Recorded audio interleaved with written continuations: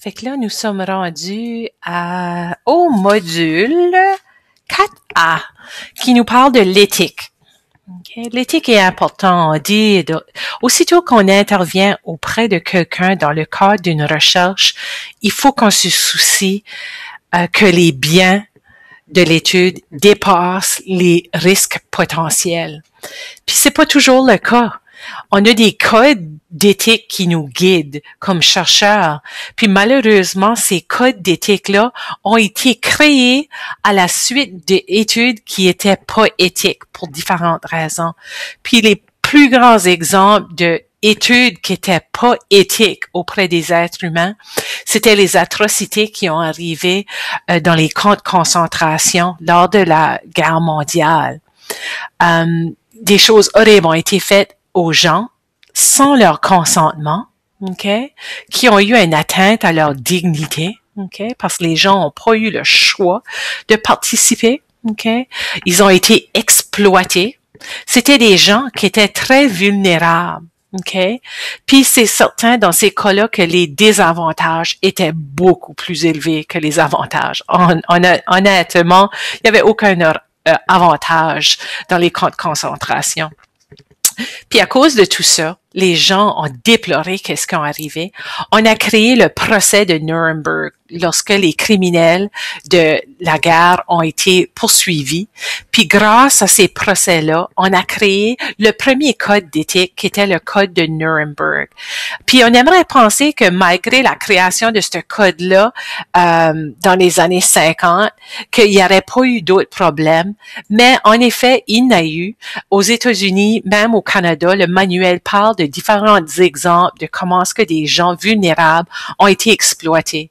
Le code lui-même a eu plusieurs modifications, puis ça aboutit à la déclaration de Helsinki dans les années 70, qui a été modifiée à plusieurs reprises par la suite. Après ça, par exemple, le code de déontologie de la profession infirmière, comme qu'il y a un code de déontologie pour les médecins, les pharmaciens, etc. C'est tout basé sur ces principes-là qu'on essaie de respecter. Puis maintenant, lorsqu'on fait la recherche, ben c'est surveillé par des comités d'éthique, des comités qui regardent pour faire sûr que notre recherche a pas de preuve de ce qu'on appelle inconduite. Fait que il y a différents termes ici qui sont pas nécessairement dans votre livre, mais qui existent dans le langage. La véracité. Lorsqu'on a fait nos études, notre collecte, notre déroulement, est-ce que dans nos rapports, on présente de façon réelle ou vraie, véracité vraie, ce qui s'est passé. Est-ce qu'on a cité nos références comme dans notre recension des écrits avec exactitude? Est-ce qu'on a cherché à être le plus exact possible? Est-ce qu'on a agi de façon, professionnelle en gérant nos sources de financement, la probité? Est-ce qu'on n'a pas falsifié des résultats ou pire, fabriquer des résultats, des données pour répondre à l'hypothèse, par exemple, qu'on avait posée. Puis, est-ce qu'on n'a pas plagié en allant chercher des données de quelqu'un d'autre puis les approprier pour nous-mêmes? Okay? Puis on fait toujours ça en fonction du respect des principes de base des droits des êtres humains, comme le droit à ne pas participer à une étude sans leur permission. On appelle ça à son insu. Okay?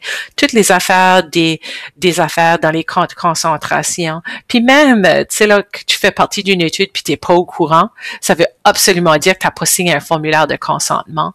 Est-ce qu'on manque à ton dignité, à ta capacité de décider? Est-ce qu'on a protégé ta vie privée en changeant ton nom, en te donnant un code au lieu de donner ton chose, en évitant des informations où tu pourrais facilement te faire identifier? Okay.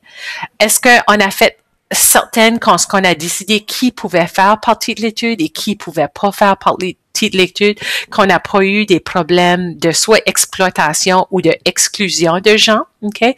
Tout le monde devrait avoir le droit de participer à des études, pas juste les riches, par exemple, okay?